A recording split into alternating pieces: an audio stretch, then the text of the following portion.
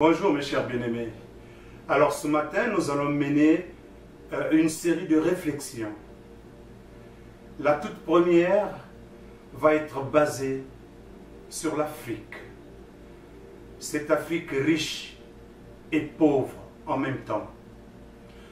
Pauvre à cause de cette pathologie cognitive,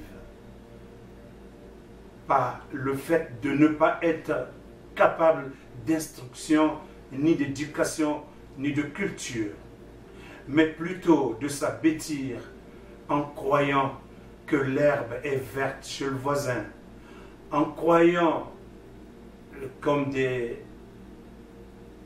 êtres tarés pour ne réfléchir qu'à travers le regard de l'autre. Ils n'ont pas réfléchi sur la science et la technologie.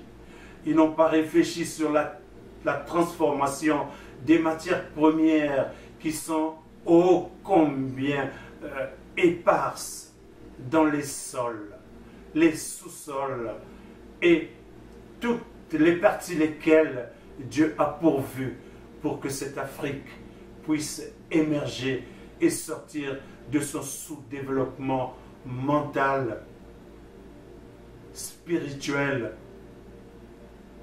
technologique et scientifique. Ce n'est pas faute d'avoir essayé.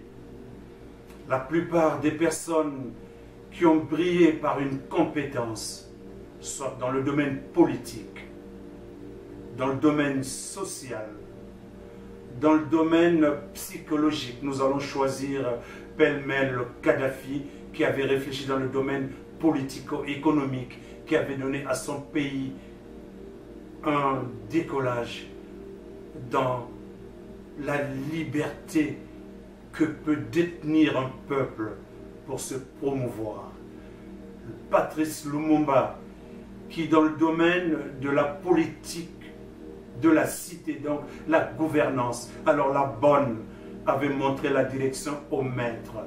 Et Thomas Sankara, qui est arrivé avec une approche de déconstruction pour libérer son peuple quant à la prise en charge de tout ce qu'elle pourrait entreprendre pour se libérer, ces populations condamnées souvent à la vassalité et à la servitude. La réponse, comment délivrer ou libérer l'Afrique, trouve son épanouissement dans l'appropriation de la science et la technologie.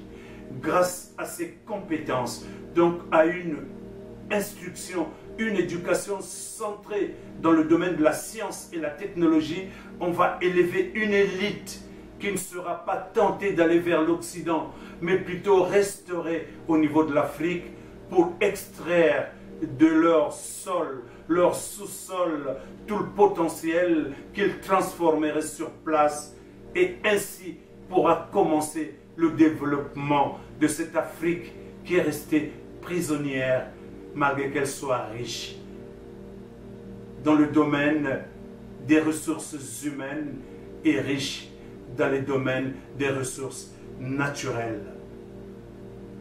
Dieu a pourvu en Afrique tout ce qu'il faut, tout ce que l'Occident cherche pour se développer. Et l'Occident, pour se développer, a fait le contraire.